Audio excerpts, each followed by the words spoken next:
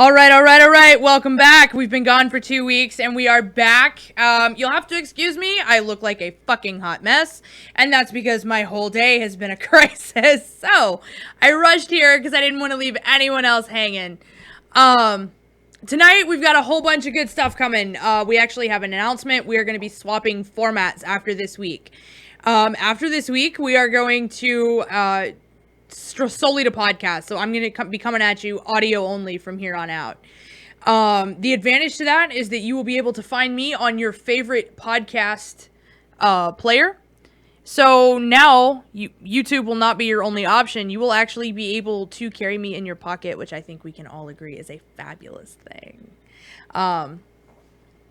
I have a couple little, I know it's a little bit dated now, but the repeal of Obamacare, I want to clear up a few things on that. The firing of James Comey, and the French election, which makes a much bigger deal. It makes a much bigger impact on us than most people realize.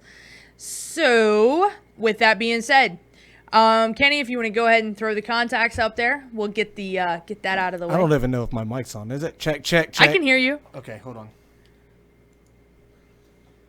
All right, if you guys want to get a hold of Charis, you can hit her up on email at charis@pimpyk.com, on Facebook, Disenchanted Charis, Twitter is @CharisTomlin, and youtube.com/c/pimpyk. No reason to really read the hotline, because since we're going to a pre-recorded podcast, that's not going to really be needed anymore. However, you guys can call the hotline if you want to leave a voicemail for Charis, and we can maybe mix that into the podcast later on. I would actually like to do, like...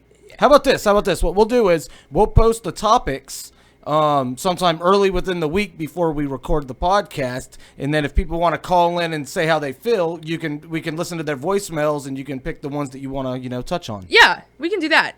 Sounds like fun. On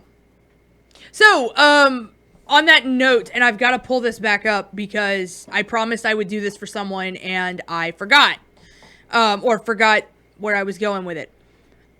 So I have a very good friend of mine who they have decided to start a food truck, and I went there today. Best tacos ever. It is the Tequila Los Gomez Tacos truck, and they're actually at the corner of Pace and Fairfield. So you're saying they're better than the El Pastor guy or whatever it is over there off of Davis that just won like number 4, the top 50 taco places in the nation? I would totally, I would go there, yes. Have you had them, though, the other guys? Are you kidding me? Have you met me? Okay. I have eaten at every taco stand this side of the Mason-Dixon. Look. Gotcha. If it's food, I've eaten it, I promise. But no, it is super great. I had their tacos today. They have little slices of fresh avocado on them. And I told Sammy and Alana that I would definitely shout them out tonight and try to get them some free publicity. So go get tacos, burritos. Change it up. It's very good. Anyway. I had their tacos today. They have little slices of fresh. What are you... Just keep going. My bad. Shit. I'm sorry. I thought the voices in my head were coming back. They are. I'm convinced at this point you have to be a little mentally unstable to do this at all. Okay, so... And I do it multiple nights a week. We already know you're shit for brains. Okay. I've known that a long time. I've got to set up like a skosh. Like, I feel like I'm all hunched over and like making out with my mic. Okay, so the Republicans have managed to do what they've always wanted to do, which is repeal Obamacare. However, I have to clear this up because this has just been irking me for 2 weeks. It has not become a law yet. Okay, it made it past the House. It has not made it past the Senate, which means should you choose to be politically active, you can still call your senators, your representatives, and tell them, look, no, keep Obamacare. This is garbage, and here's why. This bill is going to it totally gets rid of the Medicaid expansion. Basically, what this means is low-income families are going to lose their access to health coverage. They're not going to get the same funding. It also totally pulls all funding for Planned Parenthood. And for those of us who still manage to keep our coverage, it's the increase that the premiums are going to increase. They have no choice to. The whole bill is effectively a massive tax break for the wealthy. What's also going to happen is right now, as a result of Obamacare, you cannot charge older Americans or people with existing conditions more than somebody who is, say, younger and healthy. Under this new plan, the elderly, insurance companies will be able to charge the elderly and sicker Americans up to 5 times more than they would, say, a healthy 25-year-old. Because people on fixed incomes can afford for, them to pay 5 times what they already pay for their health insurance. It also will impose a premium penalty for any lapses in coverage. So if you go 6 months without insurance or any length of time without insurance, they can then turn around and charge you that same up to 5 times for up to a year for that lapse in coverage. So think about that. Mull it over, look into it, and take appropriate action. Tell them we don't want this. We're not okay with it. Another thing I want to bring up, the elections in France. And it really doesn't have a great deal of effect on anything that goes on here. However, for those of you who did not follow the French elections or any other elections outside of our own, the hell was her first name? Is it Maria Le Pen? Marna Le Pen? Something like that. Anyway.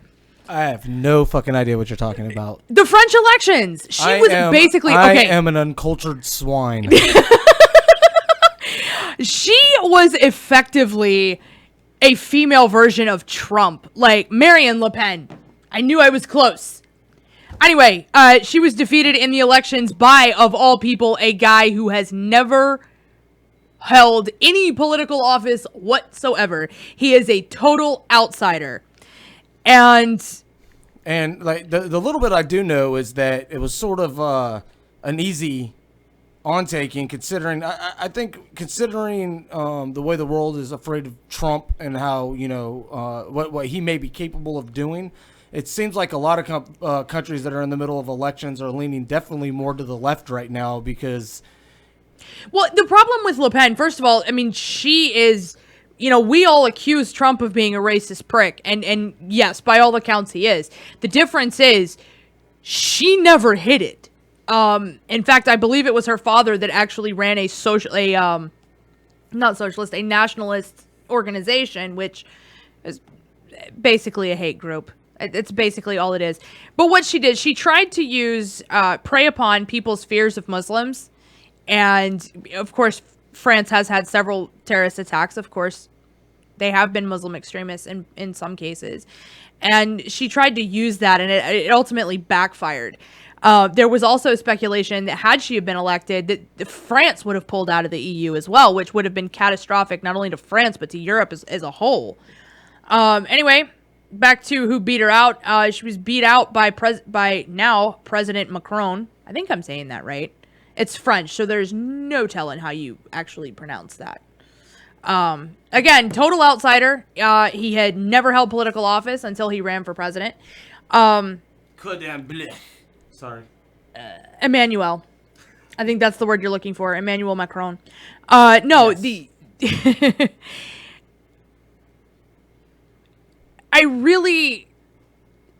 Although this story makes me happy, I see the fact that bigotry and hatred didn't win. Although that could also be that the rest of the world is looking at us and going, look what the fuck happened when they did that. Right. And that was my point. You know what I mean? We're slowly turning into a prime example of what not to do.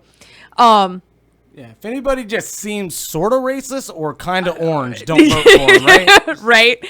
No, and the thing of it is, and what bugs me is that Macron does bear some similarity to Bernie Sanders. He is a populist, a true populist, like Bernie. And it just goes to show, had Bernie run against Trump, he would have won. But instead, we ended up with the great orange one. And look how well that's going. He has actually currently dug himself into a much deeper hole than he was in. He fired the FBI director, James Comey. If that name sounds familiar, it should. He was the one that spent the last 8 months of the election trying to figure out what Hillary was emailing. Turns out, gasp, it was cake recipes and her Pinterest entries. Your tax dollars hard at work digging up what the grandma's baking the grandkids for the weekend. But he was actually fired, I believe, this past Tuesday. And the excuse that the White House press is coming out with is that it was because of the way that he handled the investigation of Hillary Clinton. However, if you go back a little further than that and do a little digging, you can actually find a video of where James Comey testified in front of Congress that he believed and had reason to believe, and there was evidence of collusion with Russia on the part of the Trump campaign during the 2016 election. And if you saw his tweet after he got fired, he spoke of another video. Ooh, which one? I didn't hear about that one. He confirmed on his Twitter account that the P video was real. That doesn't surprise me. Well, I'm just saying. And I don't care that he gets peed on by prostitutes. That is, as a country, we have much larger fish to fry than his sexuals whatevers. Right, like Pinterest posts and cake recipes. Exactly. It's the same ballpark. No, so that is the official statement, is that because of the way he handled the Hillary thing, which I was under the impression, didn't he spend like 8 months saying lock her up, look at her emails, check her emails again? Or did I make that up? Did I just sort of miss the boat? I don't know, but it worked. It served its cause. Well, of course it did. And what it was damaging enough that she didn't get elected. Well, the problem is, and at this point we are stuck with the Cheetos, so we might as well all just learn to live with it. But the thing is, even before the primaries, and when you had all the polls going, Hillary cannot win. She is too despised. I don't even like Hillary. And I mean, she just leaves bodies everywhere she goes. I don't like her. I think she wanted to be president so she could be the first woman president. I don't think it had a damn thing to do with the people or how she felt about them. But I think she could have handled she knows what she's doing to some degree, versus Trump, who is just running absolutely apeshit. I mean, I feel like getting up and reading news articles in the morning. I love to read the news as I drink my coffee. However, now that is turned into, okay, let me make my coffee and read this morning's damage report. Like, who are we starting war with today? It's gotten to that point. So. But as of right now, I don't think Comey hasn't actually announced what he's going to do now. Other than confirming what we already knew, which was that he was in cahoots with Russia. Even Eric Trump Jr. has been called out onto the carpet this week because all the golf courses that they owned when the economy tanked. He was actually asked by a former pro golfer, well, who's funding all these golf courses? No one's investing in golf courses. And he was told, oh, we have plenty of money from Russia. That the Russians were actually funding the building of these golf courses. So. Which brings me to another interesting and fascinating thing.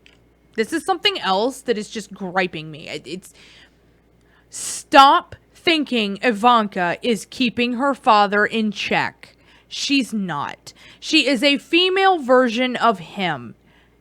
She's not going to save you. She is not going to help you. She is in it to win it, just like her dad is. She's just prettier. But I think they have a creepy thing going on anyway, don't you think? I can't lean up to the mic anymore. Aw, my producer's broken. No, she's not going to help you. She came out with a book several years ago where it's effectively an outline on how to manipulate people to get what you want, as far in a professional sense. Oh, and then her and all her, let's empower women, let's buy American, whatever. Yeah, didn't they find out that all her clothes are being made in sweatshops in China? Yeah. So there's that. Anyway, I had to get that off my chest because I've had enough. I keep seeing, I feel better knowing that she's there, and what? Don't feel better. You have no reason to feel better. Are you gonna pass out on me? I'm trying to get closer to the mic so I can talk. I'm My back is extremely fucked up. I'm That's telling what's you, going on right now. we are an absolute shit show here tonight. I am only half prepared. I've had crisis after crisis today. My producer's broken. It only, I mean, it hurts all the time, but it only acts up lately when I'm here in the studio, in this chair. Well, that's because we need better chairs in the studio. Go fund me. Go fund the PMVN network so we can actually get real studio chairs. I'm actually sitting in a metal folding chair. I'm not going to lie. That's not what I'm going to use the money for. I'm gonna buy more drugs and alcohol. That's what keeps us entertaining. What, drugs and alcohol? Yes. Well, considering everyone's favorite hostess is all about sober living, that doesn't really help me very often. It really doesn't help me much. Who's that? Me. Yeah, okay. I'm the favorite. Right. Oh, that may be the case. I don't know. I was talking about the sober living. What do you know that I don't? I'm just saying. We don't have to draw this out. We're not going to get into a fight over who's got better drugs? No, it doesn't necessarily have to do with that. You're making this awkward. Stop. I am so good at that. I will seduce you with my awkwardness. Yeah, I wouldn't use that word, but okay. But that was very awkward too, so I guess touche. Well, I'm good at it. Like, finish your show. Finish my show? Oh, not like wrap it up. I mean, continue, please. My brain, I've totally drawn every last blank. Ooh, that's what it was. Now we're on the subject of blanks.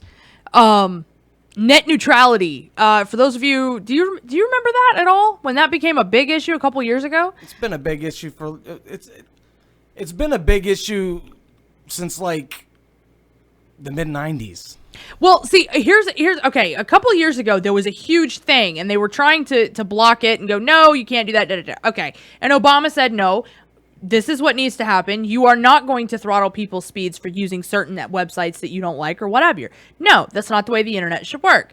Well, while Trump is getting peed on by prostitutes and firing FBI directors, it's coming up again. The FCC is again trying to roll back the Obama regulations on net neutrality. Now, that's you can't really pull Obama into that, because on the last round of rulings by the FCC, they actually acted pretty much on their own when they ruled against Comcast and all that other shit that was going on when it came to port throttling and what was it? It was the peer-to-peer sharing, stuff like right. that. Well, see, part of that was because people got involved, because it was something that became a headline, and people got involved and were like, no. If we want to watch Netflix, we get our Netflix. You can fuck off, Comcast. Well, here's the problem with that, that I think a lot of people maybe don't understand. As an IT guy, net neutrality basically comes up for the sole purpose that people that are pro net neutrality believe that internet is a service, basically like an infrastructure service such as telephones or something like that, in which case, there's a law that basically says the telephone company is there to provide you with a service. They can't tell you what or how to use that service. You pay for it. It's yours to use. That's basically how that works. Right. Net neutrality basically says they want that same principle applied to the use of the internet. Which I think is a very positive thing. You can't. You pay for the internet, therefore you should be able to use it however you see fit. And I'm going to use, because my show is such a threat, but nonetheless, what's to stop, say, AT&T from going, you know what? We don't like what she says, so we're going to deny people access to her content.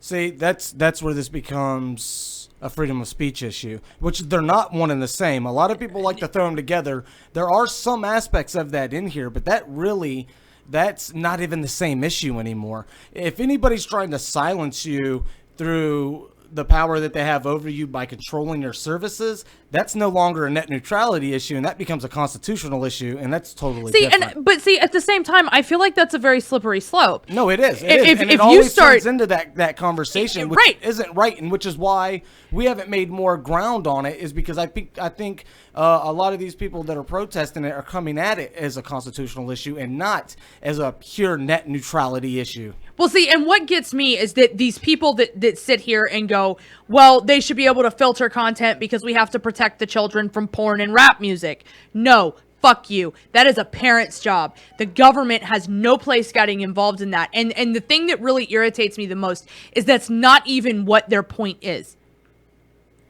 Well, I mean, Trump already said during the election that he doesn't believe that the internet should be free reign for anybody. It shouldn't be an open internet, and that people shouldn't be able to have their own internet news or shows like this. He doesn't believe we should. He said he doesn't believe we should have these. But see, and that to me, that I think is dangerous because, and to be honest, I'm not a journalist. I'm not a reporter. I have zero background in any of this. This is something that I saw, and Kenny came with me with the opportunity, and I'm like, you know what? This is my form of protest. This is my form of unrest, because I can at least do some digging and hopefully through whether people think I'm charming or funny or whatever, maybe I can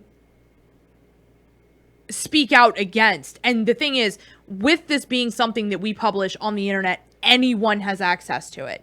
Anyone who is perhaps not wanting to look at CNN or CS or whoever, Fox News, whatever, they have that alternative, and they can take what I say, they can research it, which I encourage everyone to do, and they have the freedom to do that. To sit there and say, no, we want to take that freedom away. But see, the problem is, I really do, the Women's March, all this unrest that you've seen over the last couple of years, Black Lives Matter, this sort of mass dissent, I do give a lot of credit to the internet for, because you can reach millions of people in seconds. Think about it.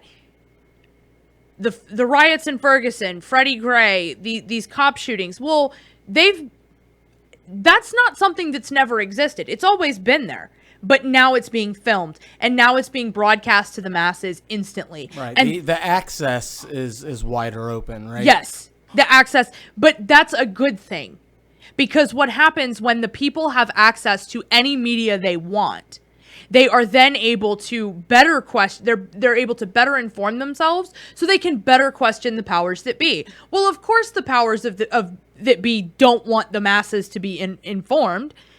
Even George Carlin said that when he said that, how do you control the people? People think in language. If you control the language, you control thought. How do you stay in power? You keep the people stupid. Well, the people aren't stupid anymore. At least not as dumb as they were. No, they're just as dumb. They just have more access to things they don't understand. Why do you always have to rain on my parade? I'm sorry, but it's the truth. I mean, but I do give people a little more credit than that. I think the sheepish mentality of the people of this planet is just too much to overcome. I believe that's the one thing that damns us. Because if you notice, there are a few Trump supporters out there that are still hooting and hollering, but for the most part, they've pulled the bumper stickers off, they've taken off the hat. You don't see them like you did, and it's because they're embarrassed. And the reason they're embarrassed is not because they chose a guy that turned out to be a jackass. It's because they were open to suggestion, which so many people are, and they jumped on a bandwagon that they realized wasn't all that was cracked up to be. Well, see, and the thing of it is, if you look at the participation in the election, this past election cycle, I have always been into watching the debates and into politics but that being said, I'm also the type of voter that I actually know what the fuck I'm voting for. I don't just walk into a voting booth and go, oh, he looks pretty on Time magazine. I think I'll vote for that guy. No, but when Trump came out, of course, people knew him because of The Apprentice, because he's been, this prominent business figure for so long. But he was very base and very crass. And he was he was a showman. He used his talents in reality television to get an election based upon absolutely zero qualifications. And the thing is, his entire base, the vast majority of his base were not smart enough to understand that he cannot answer anything about politics. He had to have the nuclear triad explained to him. Seriously? You want control of the big red button and you don't even know what button you're pushing does? It doesn't.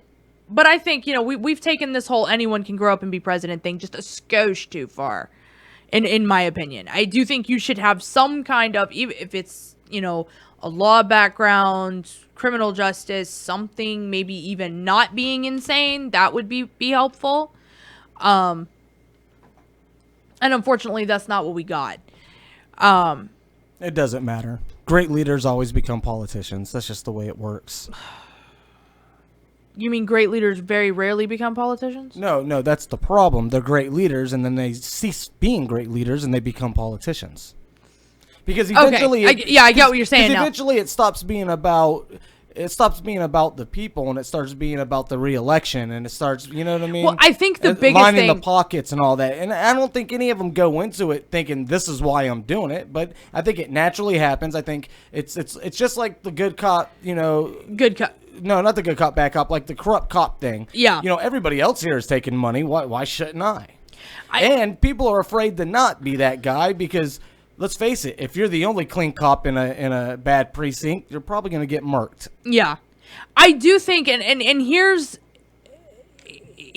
I think the biggest problem with our political system now. The money in it.